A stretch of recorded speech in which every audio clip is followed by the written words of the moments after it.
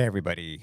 Welcome to the podcast, No Fear, the podcast that explores the boundaries of courage and fear. I am Pete Pepe, one of the co founding members of 3777, and I have the great pleasure of having the other two co founding members with me today. To my left is Mr. Eero Sepanen, and directly across from me is Mr. Jeb Corliss. All right, let's get right into it.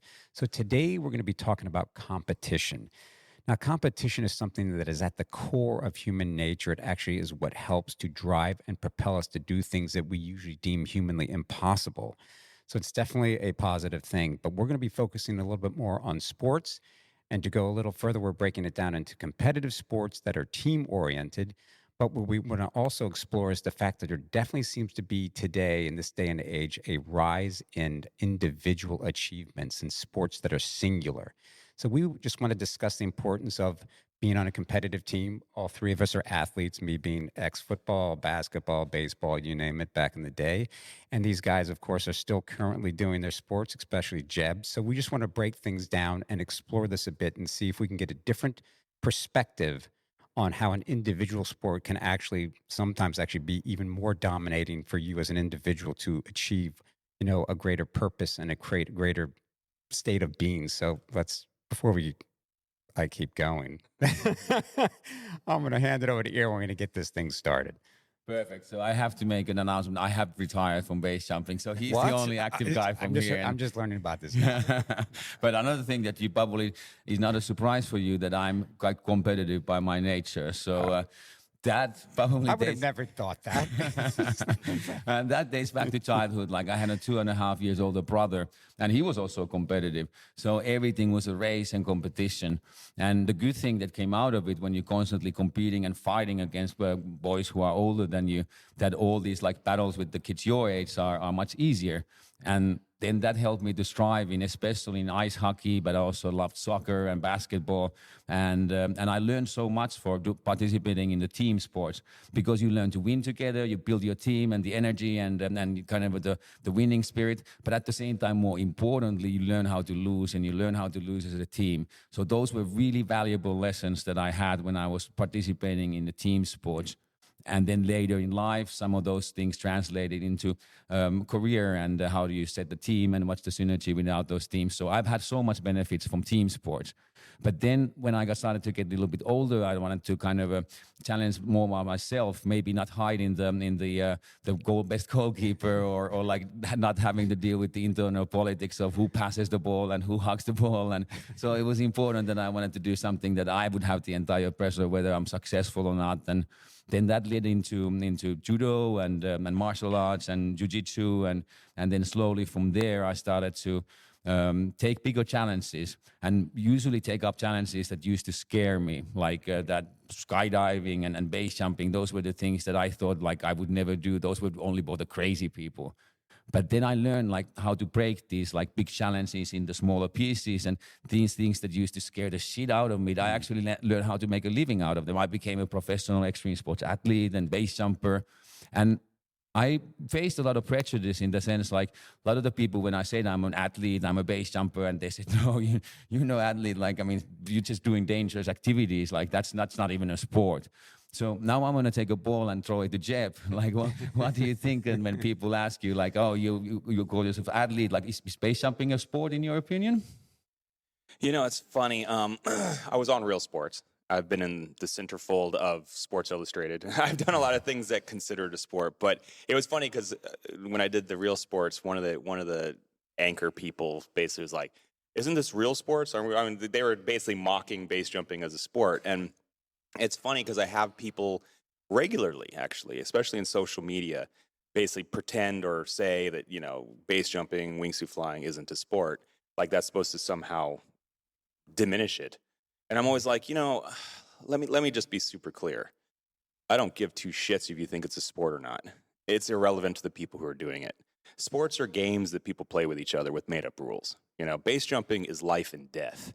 It is so much bigger than any sport can ever be because it is real and the consequences are real. Nothing's made up. This is a very serious thing that you're doing when you're stepping off an object and you can potentially die. So whether it's a sport or not, I personally don't care what people think. But technically, if you look at the like textbook definition, like from a dictionary of what a sport is, it's absolutely a sport. It's every bit as much a sport as, high alpine mountaineering or, breath hold freediving. There's competitions, and you and I started a competition called the World Wingsuit League, where, this has been going on for over a decade now, of bringing the 16 greatest wingsuit pilots in the world together, where they compete against each other for speed and for accuracy. So by every definition of what a sport is, of course it's a sport. But I mean, again, it doesn't matter if you think it's a sport or not. I mean, again, sports are games. And even wingsuit flying, once you start making up rules and having people compete based on those rules, now it becomes kind of a game too, right? And that's the point. You're playing with each other. I'm personally not a competitive person. I don't believe in competing. It's just not something I do. I compete only with myself. And that's what I liked about base jumping. Unlike you, I'm not a social person. I didn't like team sports. I didn't enjoy them. I didn't like them as a kid. And as I got older, one of the things I liked about base jumping is that it was singular. It was something I could do on my own with no one else. I could do it literally in the dark, and no one needed to know I was even there. And to me, that's what was special about it, is that's what I liked about it. So I'm not a competitive person. And even in base jumping, I always felt, like you and Frank were the ones who were like, yeah, we should do a competition with base jumping. And I thought it was a bad idea. I'm like, dude, I don't think it's right to compete in an activity that can kill you. Yeah, you were very adamant about it. Yeah. I remember it was in South Africa, so we were just riding the wave after Jeb's fly through. So he became the first person who flew through the enclosed formation, and we made head waves in China. Like, he became a household name, and we were on all the news programs, and everyone were craving like, what's next? Like, especially like Red Bull wanted to take Jeb on a national tour and find out like what's the most like exotic object that we could do a live TV spectacle out of. But the local company, like the cave where Jeb flew through, they have a big cable car. I think it's the longest in the world. It takes about 40 minutes to go up. So for them, it was a massive publicity boost that when Jeb flew it, and they came back that like, could we do something every year? Like, it's hard to top what he did. It was like he already did the ultimate thing there. So then we started to toy with the idea. Like, my Frank asked, like, he was my Chinese business partner, like, could we do a race? And then I was like, I definitely didn't see as in a cash cow that there's gonna be a lot of participants, and I could see the danger, and like, I mean, you were definitely reminding the dangers that thing had, and there had been like very low budget or like community based competition where they, especially in Norway, where our friend Paul Fortune started to do like a race, but there was like only for the community and they were flying down. So we were thinking like, okay, well, that's the framework, like how we can put it up to the steroids, making it good TV sport, but at the same time try to keep the participants safe. Mm-hmm. And I would say the first year, I think we didn't concentrate that much on competition. The main idea was what's the track that we can create in the air that brings the jumper down the most effective and safest way that they wouldn't get hurt. Yeah, that's exactly right. Because that was my biggest concern, because I'd seen so many people die in the sport, and I'd experienced so much carnage and chaos, and just like with other people and with myself. So I understood how dangerous it was. Right. And I wanted to make sure that if we're going to get involved in this, we need to make sure that we keep these people as safe as we can. And I'm going to have to say that, I now understand that I was wrong, actually. So when they first approached me with this, I was adamantly against it, because I really did think it was just going to kill people, like a lot of people, and that I didn't really see the point in it. Like, I was against it. But now, after a decade of it happening, I've seen, we haven't really been killing a lot of people. Like, it actually is, a few, like a blown ACL, broken ankle, but that's about it. I mean, we had one fatality, but that's hard to count because it wasn't during the competition. It was before we were even started. It wasn't even during a practice round. It was just a dude who did everything we told him not to do. So it was kind of like a mental thing. The guy was a little bit mentally unstable and did something that we had adamantly said don't do, and he did it anyways, and he ended up dying. So I don't really count that one. So I'm like, wow, it actually has been pretty safe. Our safety record's been quite good. But beyond that, I saw something else with the competition. I started seeing that people started training worldwide, and they started training specifically for this event to win.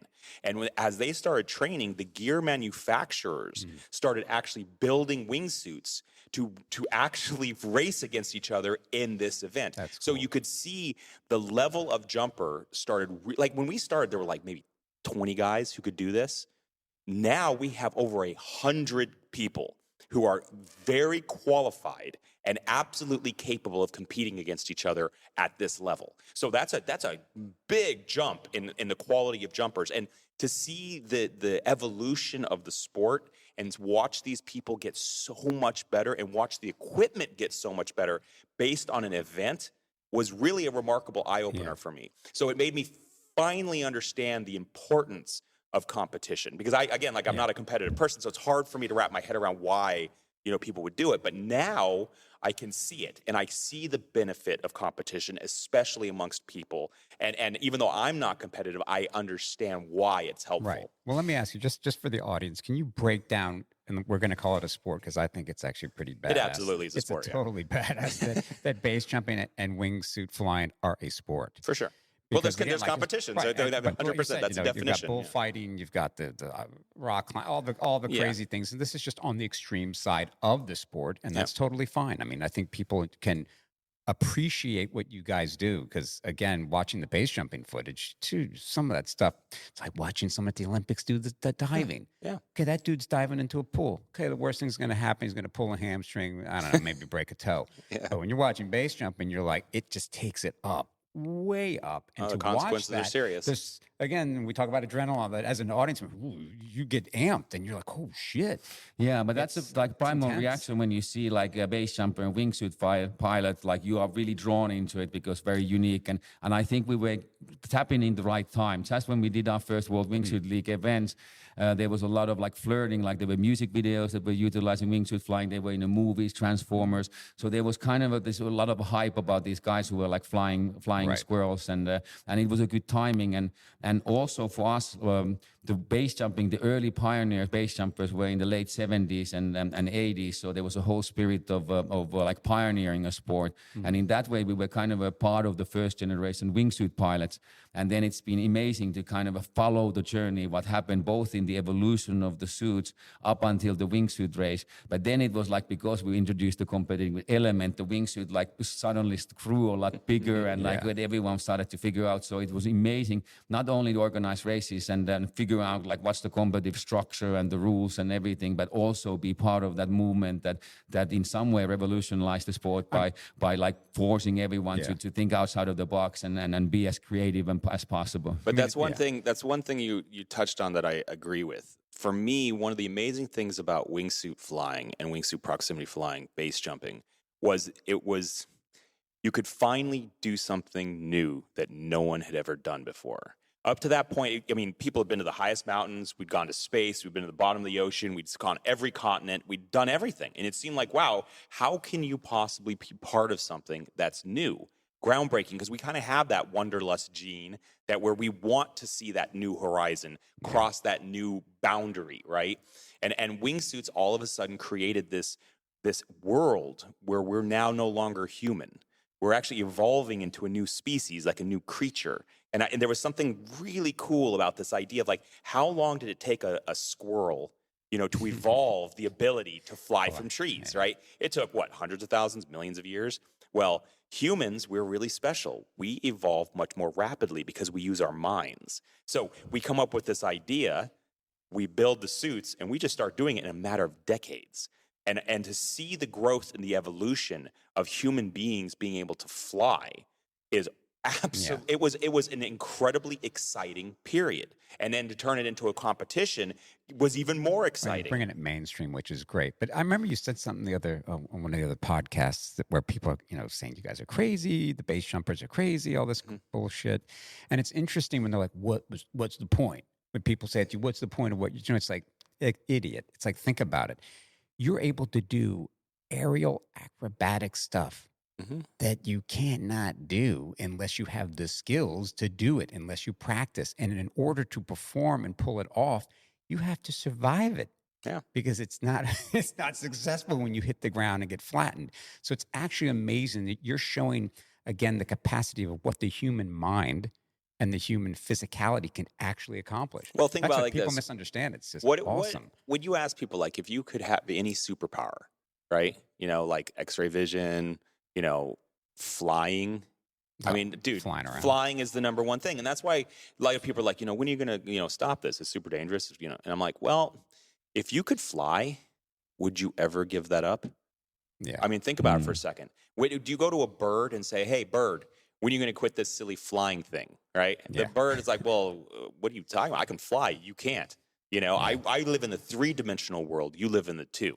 And that there's just something really special about it. And again, I've had a wonderful life seeing the world from a bird's eye perspective, and I feel very fortunate that I found it at such a young age and that I dedicated so much time to it so I could be where I am now and have had the experiences that I've had. Yeah, look, I think it's amazing. Can you guys I want to back up a second. Can you please explain to the audience World Wingsuit League?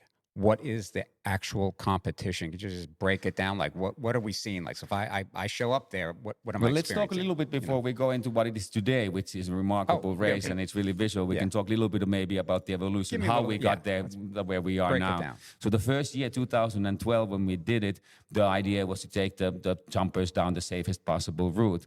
And it made a huge splash and headlines all around the world from all the news stations. And even the Time magazine selected as one of the best inventions of the year list. And there was like a Tesla car and rover on Mars and then World Wingsuit League. So we really felt like we tapped into something really unique, and it felt like we had the world in our fingertips, and we can build on this.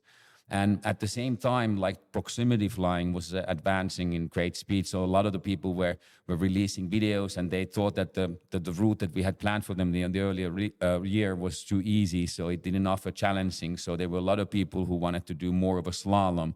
So then that was 2013. And as Jeff mentioned, we had the first, I think it was a third practice jump that we had the only casualty in the history of the World Wingsuit League.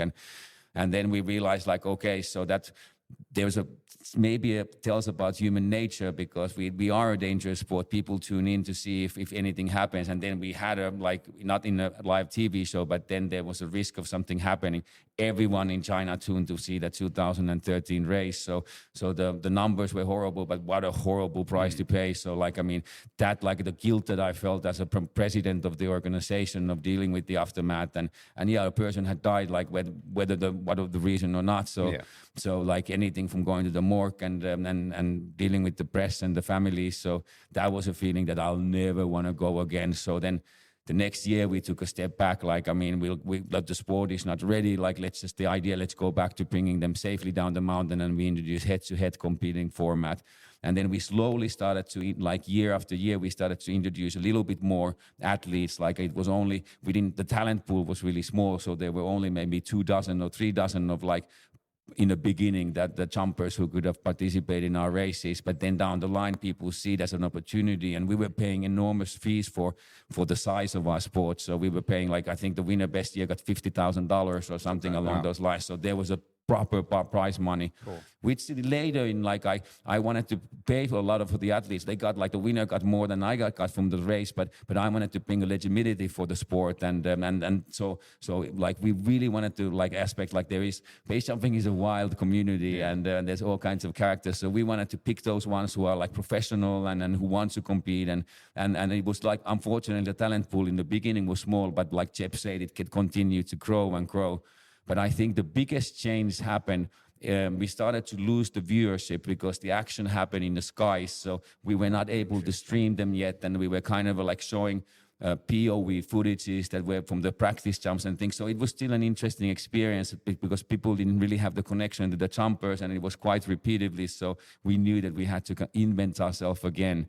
And then that led into 2015, and into Jeff's another mega stunt in China, when we had gone through a difficult permitting process to secure permits to shoot over the Great Wall of China. And then the whole project was called Human Arrow, which Jeff will tell a little bit more about, and how it led into that year's wingsuit race. So we had the crazy idea.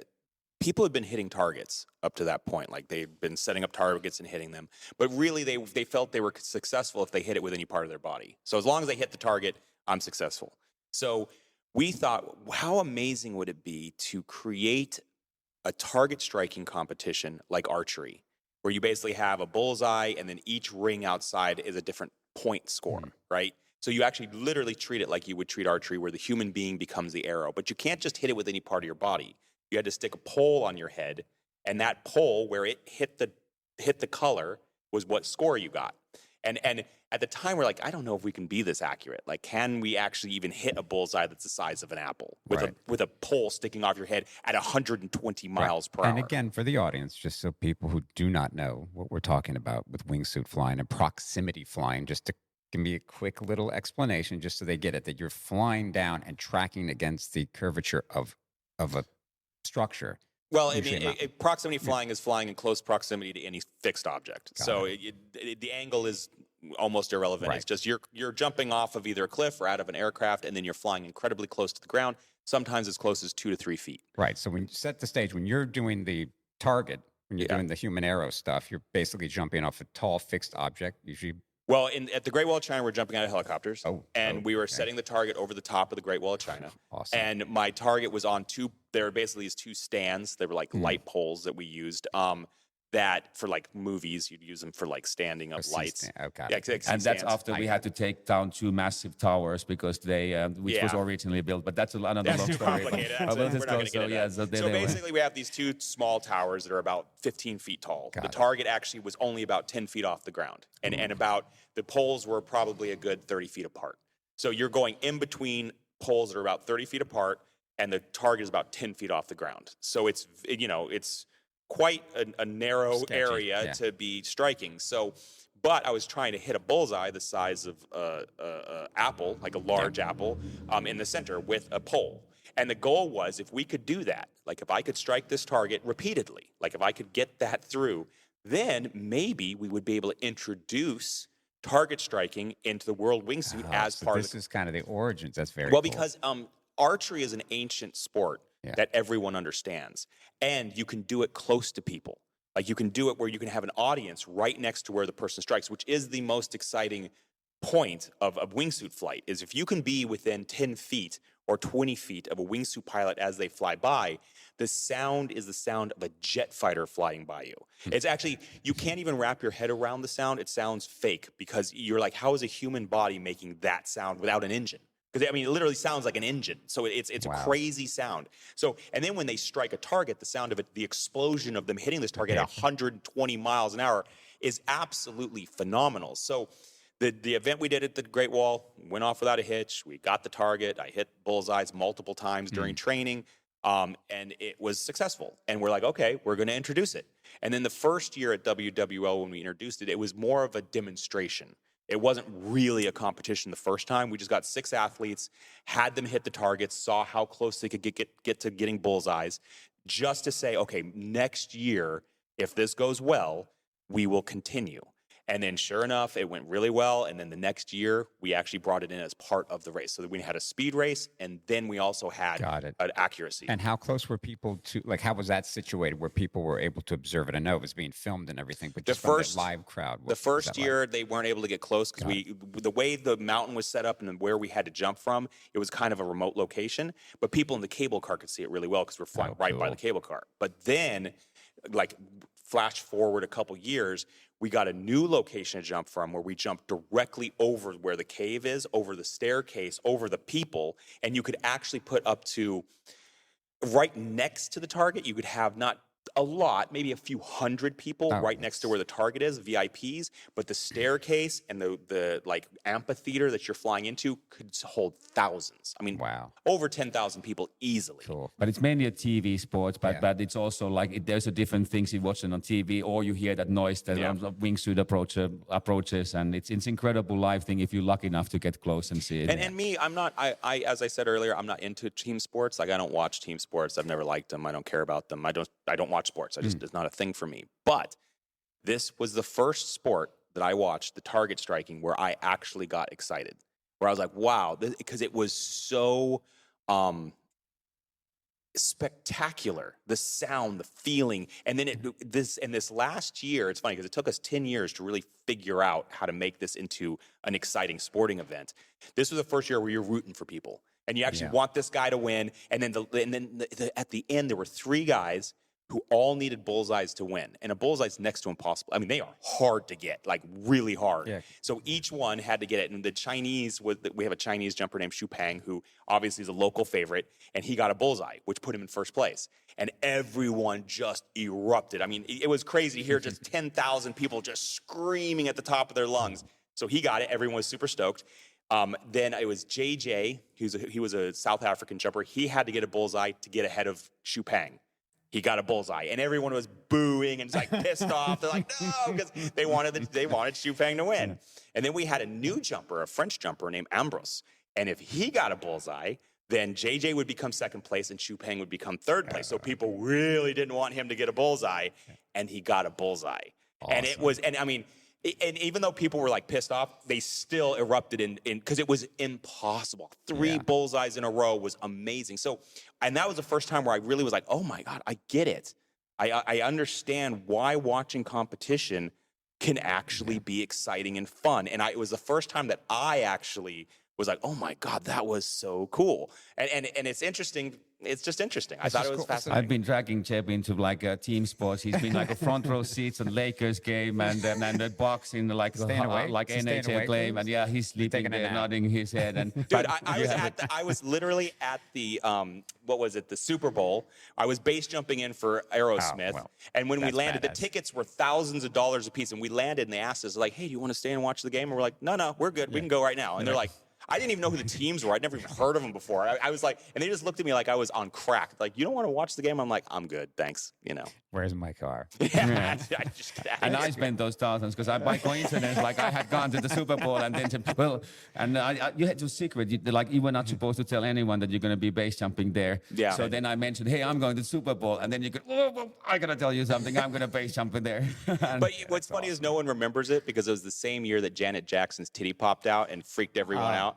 So all anyone could talk about, we base jumped into the Super Bowl and landed in front of the stage with Aerosmith playing Dream On with 200 cheerleaders, and no one remembers it. Wow. Well, I almost forgot that part. But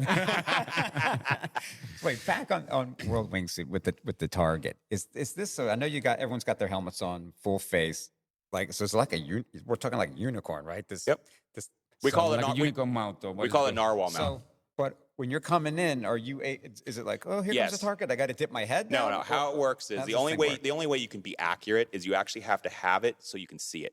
So what you do is you actually put it right where your eyes are, and it's almost like on a gun, the 3 points of connection. So it's between your eyes, and then what you do is you make this pole hit the black bullseye.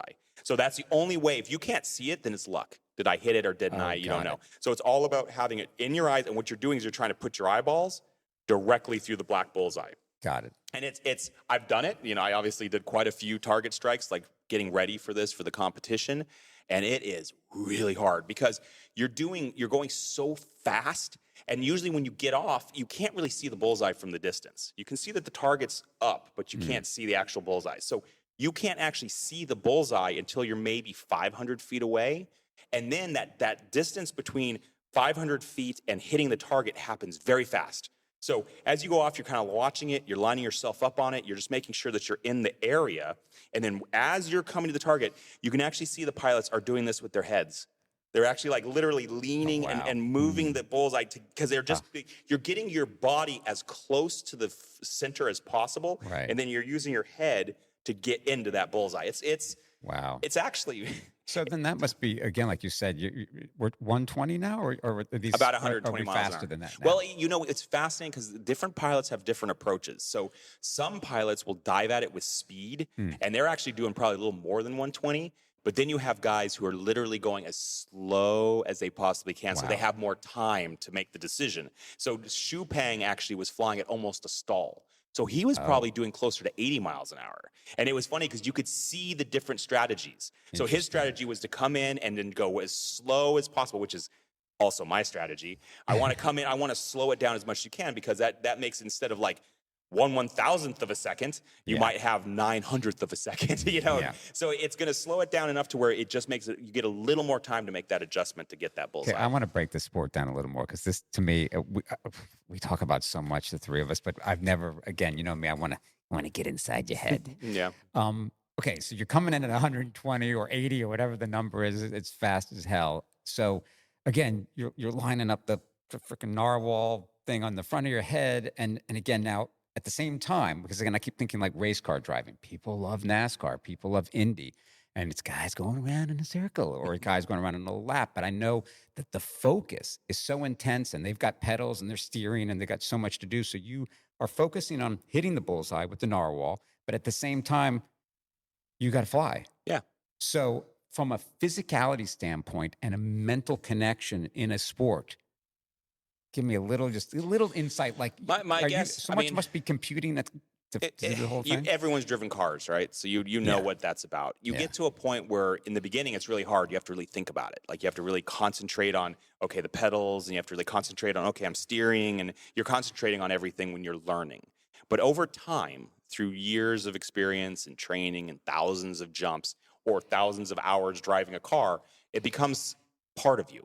The car literally becomes an extension of you. And you're not thinking about pedals or steering. All you're thinking about is that you're looking at your line and you're trying to just follow the line, whatever it is, right? And that's for almost every sport. Surfing is the same way. You're not thinking about, okay, I need to lean forward or I need to lean back. It just automatically starts happening because through training and through preparation, like any sport, right? You get to a place where it becomes an extension of you. It's just your muscle memory. You fly automatically. Like I couldn't like, and then you get to the place where it's like, tell me how you walk across the room. Right. And it's like, well, okay, you just automatic, your body does it. You think it and it happens. And that's what happens with wingsuit flying. So at a certain point, after you've done enough training, enough experience, enough years, enough time in the air, you just think it and it happens. Yeah. So as you're looking at the target, you're just thinking about, okay, it's called object fixation.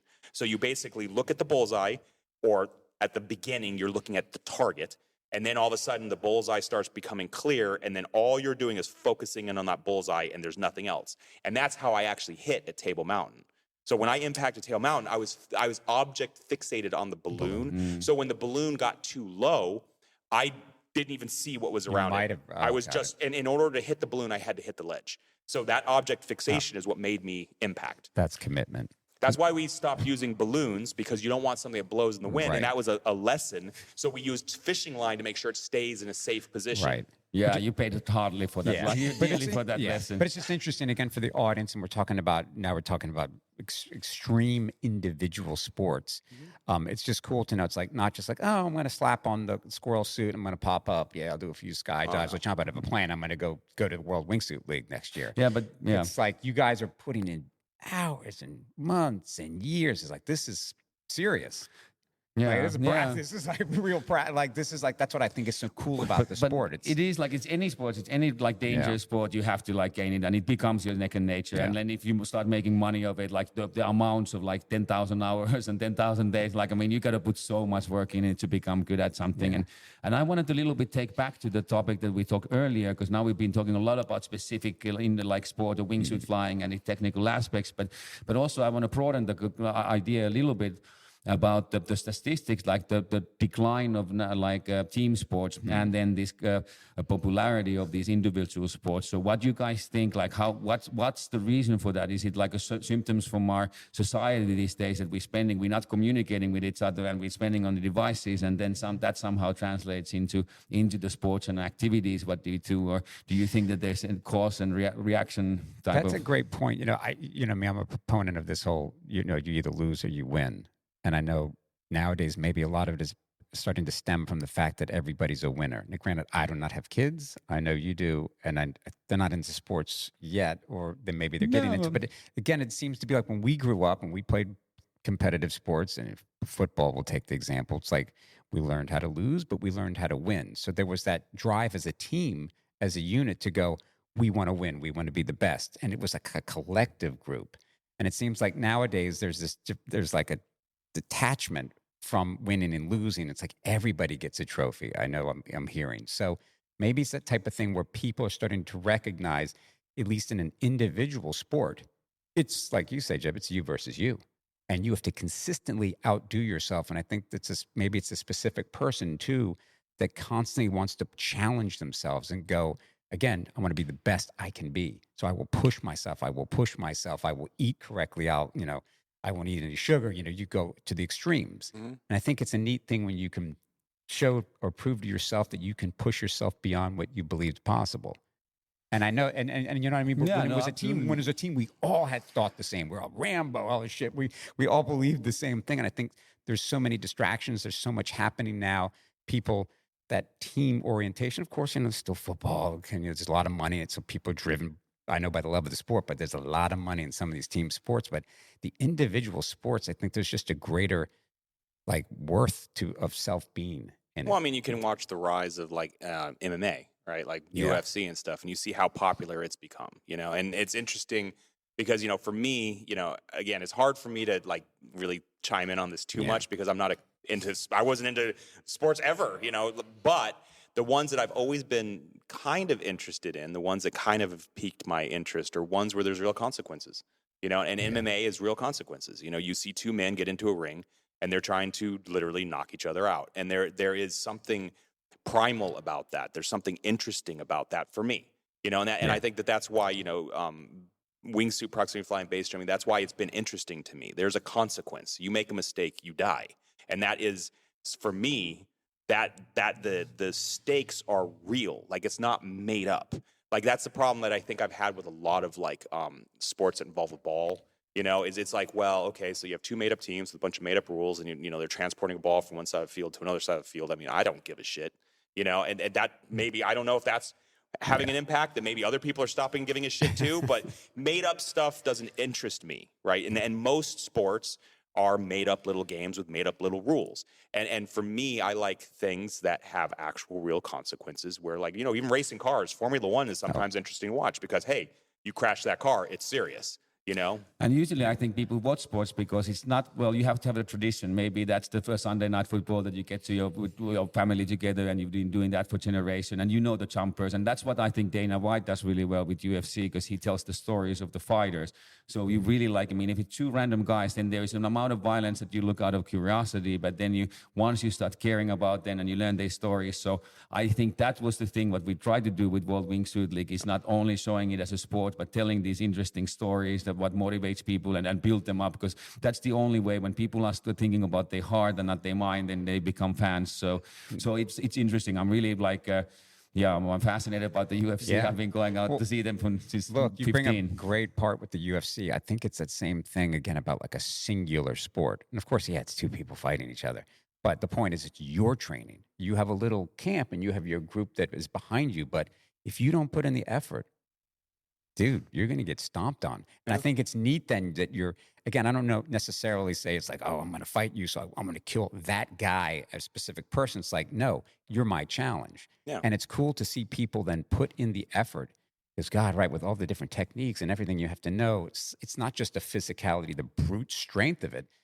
Dude, if you're stupid, you're done. Well, it's also a consequence if you lose. I mean, it's gonna hurt you. You're gonna get hurt if you lose. So, to me, that's the interesting part. There's a consequence. It's the same mentality in a lot of the sports that we've done with an MMA. We're not hurting we aren't. It's always, I don't like when people thought I'm gonna conquer the nature. I'm gonna fight against the nature. I'm gonna conquer a mountain, but it never happens. You prep yourself to be the ultimate version of yourself just to survive. And I think that's the spirit of MMA. Yeah. If you're not in your best shape, you're going to get smashed. You're literally trying to kill each other. And that's the referee stops at the very last moment. So that's the thing. I think the sports, I think in these times, how to reflect in the broader light, I think people are looking for more real experiences in that sense. And kind of maybe that was a part of the Fight Club. That shows the whole idea about the culture, and when we would get more brutal, and that's always going to be the reflection of some of the sports and our entertainment, what we consume. I think right now there's so much fake in the world. We're just inundated with it. We're inundated with fake food, fake people, fake social media, fake lives. They show you fake shit. This is my life. It's so perfect. It's so amazing. And they're the most depressed person ever. And you're oh, dude, come on. And I think that what's happening is people are getting really sick and tired of fake shit. And they want to start seeing real, genuine things with people doing real, genuine. And to me, I think that that's the stories. Even movies now are lame. Yeah. Because everything's so fake. And I think that's an issue that's happening, and maybe that's having an impact on. Dude, that's a great point. Just what I still watch some football because it's fun. My fiance and I are watching it. We enjoy it. But it is interesting that it wasn't. Granted, it still is violent, for what that sport is. Yeah, but now, dude, I see so many complaining, refs interfering. Even Tom Brady was saying, dude, like you can't even touch the quarterback, and he flops down. He's like a LeBron James thing, and you're like, God, Well, it still has a lot of distance to go to Italians in soccer because they keep like rolling for like around the stadium. we won't even talk about soccer. We'll stay in the States. But you know what I mean? Where Tom Brady's even going, dude, and they're showing shots of him. He's getting fucked up, dude. And gets right back up. And it's like, back then you knew there was a consequence that you potentially going to catch the ball for a touchdown, but some dude might show up that's 200 pounds and smack the shit out of you, and you're going to be out cold and you're not going to get a touchdown. So it seems like it's gotten softer, and I'm seeing so much stuff online. People are complaining. It's constant, like they're cheating, refs are cheating, everyone's cheating. So it's almost like, and everyone's starting to, the conspiracies are coming out like, oh, it's rigged. They just want the Kansas City Chiefs to win because the Swift girl and all this crap is going on. And I'm like, yeah, it's a little weird. And as we're having this discussion, we're talking about like MMA, and like you said, you can't fake it.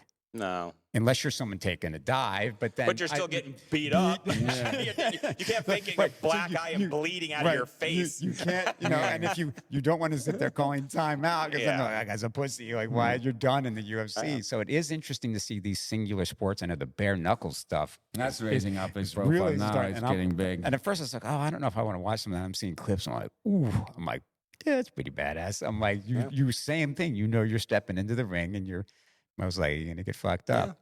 So it is interesting to see the singular sports are definitely seem to, be on the rise. You know what sport I'd like to see come back? Gladiator times. No, those guys are pussies. I'm talking about the ancient Aztec sport. Oh, the one that killed people. Where the losing team was executed. There's a consequence. That reminds me of base jumping. In base jumping, you win if you live, you lose if you die. So it's like, I don't know. There's just something special about that. Well, let's lead this to the happy thought. So, let's do one block because we haven't. But besides our website, we have this Jeb's book here that is amazing. So this is available on Amazon, right? Yeah. And so if you just Google Jeb's name and the name of the book, and then you can get your copy. It's also digital format, right? Yeah, it's incredible. The things that Jeb has been talking on this podcast, a lot of them, the stories are here and much, much more. He's lived in such an incredible, inspiring life. And just for all the haters out there, because we're going to get the AI bullshit, that is a real picture of Jeb, and he truly is jumping off that building suspended there in Marina time. Bay Sands in Singapore. It's not fake, people. Watch the videos, go back. Yeah, so please visit us at 3777.com. Please subscribe to YouTube and all the possible platforms where you may be watching it. And thank you for your support. One love to you all. And thanks to my partners and colleagues. Great show. Awesome. Thanks, man. That's fucking nice. Oh.